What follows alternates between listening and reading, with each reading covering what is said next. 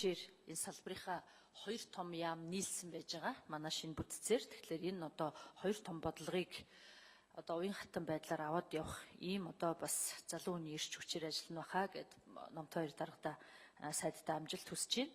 За хамгийн нэгдүгээрт миний хэлэх санал юу вэ гэхээр надад нэг тоо байна л да.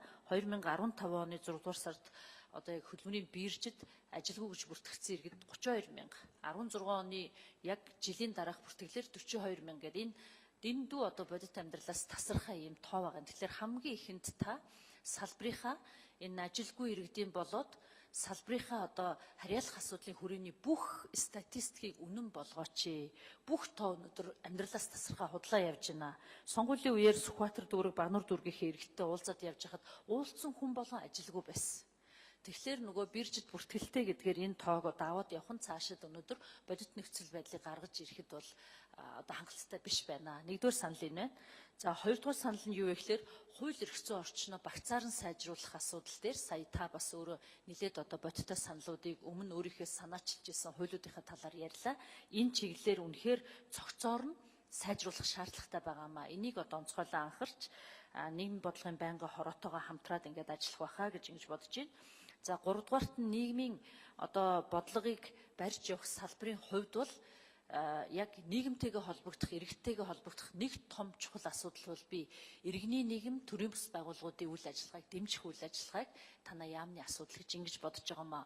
Өнөөдрийн хүртэл төрийн зарим чиглэлийг төрийн бус байгууллагуудаар гүйцэтгүүлэх ажлын хүрээнд төрийн хүрч чадахгүй байгаа олон асуудлуудыг өнөөдөр эмэгтэйчүүд, хүүхэд, гэр бүлийн асуудлаар олон төрийн бус байгууллага авч явсан. Энэ чиглэлээр бас дөрвтэй өөрчлөлт дэмжлэгийг үзүүлээсэ гэж залуу сайдаас хүсэж байна. За дөрөвдүгээрт нь юу вэ гэхээр ер нь эрүүл мэндийн даатгал, нийгмийн даатгал гэсэн энэ хоёр том одоо даатгалын салбарынхаа асуудлыг бас очингуудаа нэлээд одоо зоригтой бас уян хатан зохицуулах ажлыг эхлээсэ шинэ хууль одоо эхэлж хэрэгжих бэлтгэл ажлыг одоо хангах асуудал дээр онцгойлон анхаарах шаардлагатай байгаа.